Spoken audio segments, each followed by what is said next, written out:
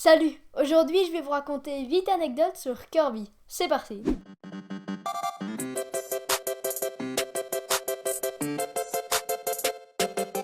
Kirby en japonais a été créé par Masahiro Sakurai. C'est une petite boule rose originaire de la planète Popstar et qui aspire ses ennemis pour copier leur pouvoir. Apparu pour la première fois dans Kirby's Dream Land sorti sur Game Boy, il est le personnage principal de nombreux jeux. Au départ, Kirby s'appelait Popopo, mais vu que ça ne marchait pas sur le marché américain, ils ont donc décidé de changer de nom. Plusieurs hypothèses ont alors vu le jour. Certains pensent qu'il s'agit d'une référence à la marque d'aspirateur Kirby Company, ce qui serait logique puisque Kirby aspire tout sur son passage. Mais l'hypothèse la plus probable est celle de l'avocat américain nommé John Kirby. En 1982, Universal Studios attaque Nintendo en justice, puisqu'ils estiment que Donkey Kong est une simple copie de King Kong. John Kirby a permis à Nintendo de gagner le procès en prouvant que King Kong relevait déjà du domaine public. Le nom Kirby est donc un hommage à ce succès.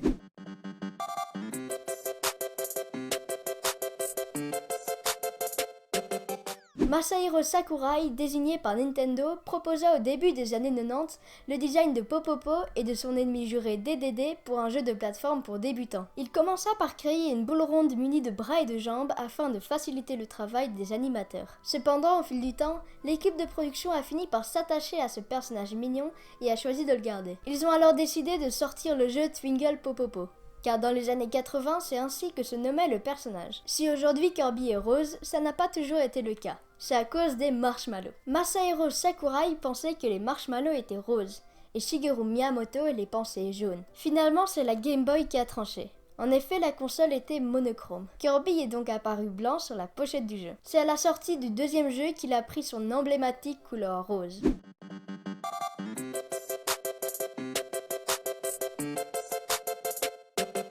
Le roi d'Adidou est un pingouin enrobé qui s'est autoproclamé roi bien avant que Kirby n'arrive. Il vit dans un grand château situé sur une montagne portant son nom, le mont d'Adidou. Son arme de prédilection est le marteau et il s'habille toujours royalement avec une longue cape rouge. Kirby rencontre le roi dès le premier épisode de la série Kirby's Dream Land. Cette fois-là, le roi décide de voler toute la nourriture du Dreamland. Heureusement, Kirby intervient en corrigeant l'infâme roi et en rendant tout aux habitants. Le roi d'Adidou apparaît ensuite dans la série en tant que boss, notamment dans les jeux Kirby's Dream Land 2 et 3 et dans Kirby 64. Au final, le roi apparaît dans tous les épisodes de la série, excepté Kirby's and the Amazing Mirror, faisant de lui le troisième personnage le plus récurrent après Kirby lui-même et Waddle Dee.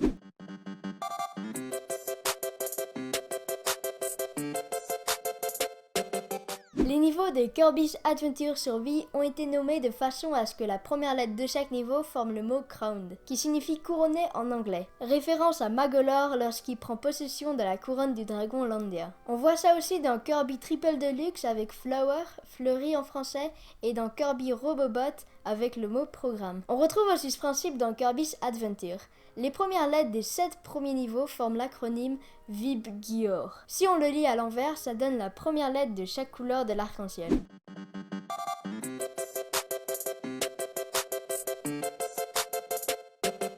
Popstar est la planète où se déroulent la plupart des aventures de Kirby. Parfois confondue avec Dreamland, elle est la planète où vivent Kirby et ses amis. C'est une planète variée comportant des plaines, des forêts, des déserts, des mers, des volcans, des montagnes, etc. Un des pays qui la composent est Dreamland. Kirby a décidé d'y vivre après sa victoire contre le roi d'Adidou dans Kirby's Dream Land. Dans l'ensemble des jeux, la planète Popstar n'est pas représentée car les aventures de Kirby s'y passent dessus. Dans Kirby 64, Popstar est la première planète du jeu. Et dans Kirby's Adventure sur Wii, elle est illustrée au début de la première cinématique du jeu. D'après les jeux, Kirby est originaire et citoyen de Dreamland, ce qui signifie qu'il n'est pas originaire d'un autre monde. Dans les intros, il est dit que Popstar est une petite étoile invisible depuis la Terre, tellement celle-ci est loin.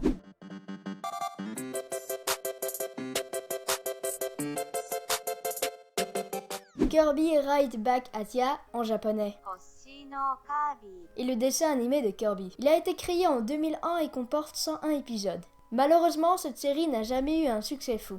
La preuve, en France, seulement la première saison a été doublée. La cause de son manque de succès est peut-être le fait que l'animé fasse trop gamin. En effet, un épisode correspond à une histoire, alors qu'au départ, il était prévu de faire de cet animé un shonen manga. C'est-à-dire un manga divisé en arcs de par exemple 20 épisodes correspondrait à une histoire. Et ainsi de suite, un peu comme Naruto ou Fairy Tail.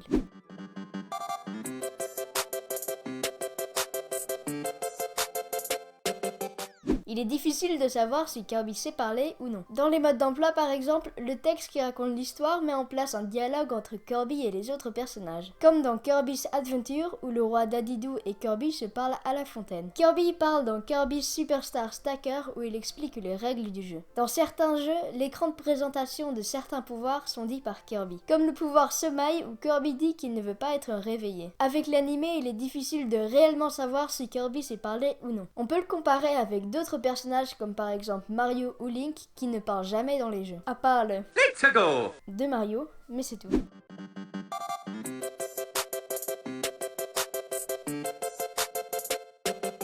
Les musiques de la série Kirby possèdent la plupart du temps un rythme enjoué qui vous mettra de bonne humeur. Jun Ishikawa est le compositeur principal de la série et employé par Hall Laboratory depuis 1990. 2 années plus tard, il commence la composition de Kirby's Dream Land et il a depuis travaillé sur quasiment tous les opus de la série. Récemment, Jun Ishikawa composa les OST de Picross 3D et de Kirby au fil de l'aventure. Pour l'épisode V, il travailla avec Tomoya Tomita et Hirokazu Ando. Ce dernier est surtout connu pour son travail sur les 2 premiers Smash Bros. Voilà, c'est la fin de cette vidéo, j'espère que vous l'avez appréciée. Si c'est le cas, vous pouvez mettre un like, vous pouvez vous abonner pour voir toutes mes prochaines vidéos. Et n'oubliez pas de voter sur le sondage en haut à droite pour le thème de ma prochaine vidéo. Et moi je vous dis à la prochaine, salut!